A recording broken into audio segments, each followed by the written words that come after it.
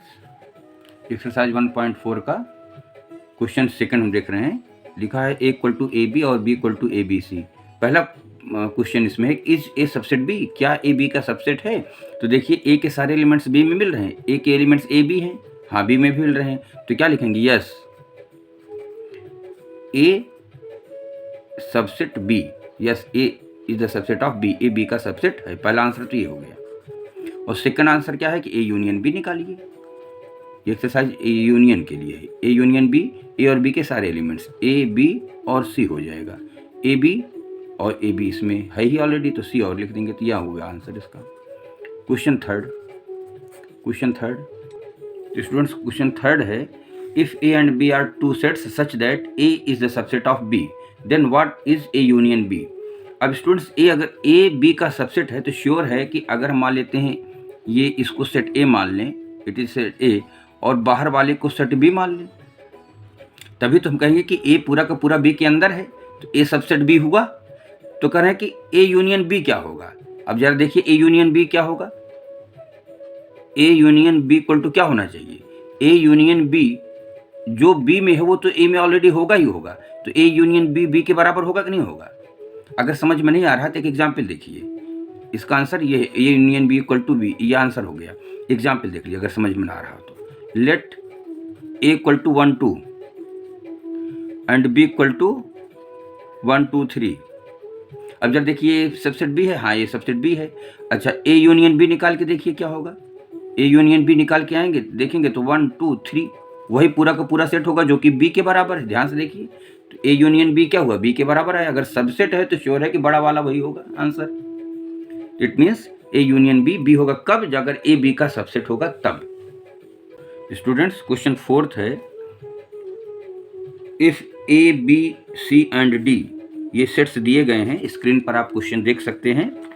तो इसके कुल 7th पार्ट हैं, तो एक एक का सॉल्यूशन मैं सीधे सॉल्यूशन लिखूंगा और आप इसका जो क्वेश्चन है आपको स्क्रीन पे देखना है। क्वेश्चन को स्क्रीन पे देखिए और सॉल्यूशन सीधे मैं लिखूंगा। A intersection B, all the elements A and all the elements of B, A union B में हो जाएगा 1 2 3 4, 1 2 3 4, और बी में 3 4 हो गया 5 6।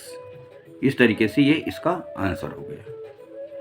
ए यूनियन सी में देखिए ए और सी में, तो पहले ए वाले एलिमेंट्स तो लिख लीजिए 1 2 3 4। अब सी में आ जाइए 5 6 7 8, 5 6 7 8, ये आंसर हो गया। अब बी यूनियन सी में आ जाइए, बी और सी, पहले बी वाले एलिमेंट्स सब लिख लीजिए 3 4 5 6, 3 4 5 6। अब सी में लिख लीजिए 5 6 तो नहीं होगा, 7 8 हो जाएगा। 5 6 ऑलरेडी लिखा है, ये आंसर हो जाएगा। क्वेश्चन फोर्थ में आइए। फोर्थ में क्या है? बी यूनियन डी, बी में 3 4 5 6, 3 4 5 6, और डी में क्या होगा? 7 8 9 10, 7 8 9 10, 7 8 9 10, ये आंसर हो जाएगा। इस तरीके से 4 पार्ट के आंसर हो गए। 5th पार्ट में 2 स्टेप में लगेगा। 5th पार्ट में पहले हमको निकालना क्या है? हमको निकालना है A union B union C, जिसको हम 2 हिस्सों में लगाएंगे। जरा देखिएगा 2 हिस्सों में कैसे लगाते हैं। सबसे पहले हम ए यूनियन बी निकालेंगे, ए यूनियन बी, और जो कि हम ए यूनियन बी अगर देखें तो ऊपर निकाल चुके हैं। क्या निकाल चुके हैं?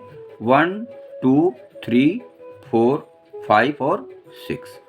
देन अब इसके पास क्या है कि A union B union C निकालेंगे। अब इसका सी के साथ यूनियन, तो सी के साथ पहले इसके एलिमेंट्स तो लिख लेंगे 1 2 3 4 5 और 6।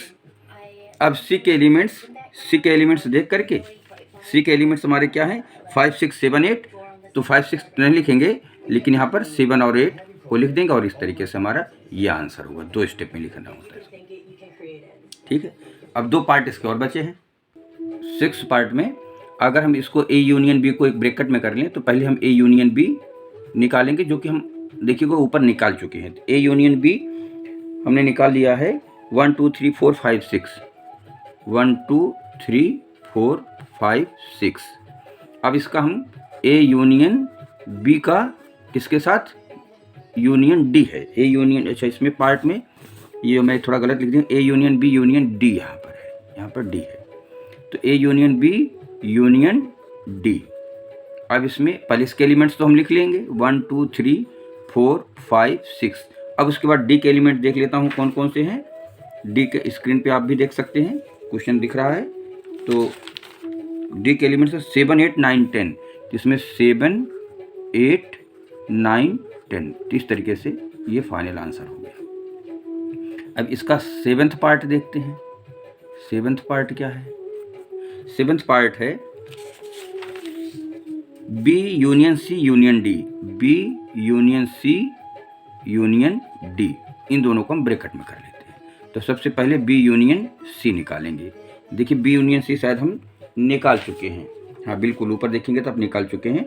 बी यूनियन सी ये है 3 4 5 6 7 8, इसको हम निकाल चुके हैं तो वहाँ से लिख लेंगे। अब इसी का बी यूनियन सी का यूनियन डी के साथ, तो हम इतने एलिमेंट तो लिखेंगे 3 4 5 6 7 8। अब डी के एलिमेंट्स और लिख लेंगे। डी के एलिमेंट्स आप देख के बताइए, 7 8 9 10, 7 8 ऑलरेडी है, 9 10 और लिख देंगे और इस तरीके से ये फाइनल आंसर हो गया। इस तरीके से क्वेश्चन 4th भी कंप्लीट हो गया।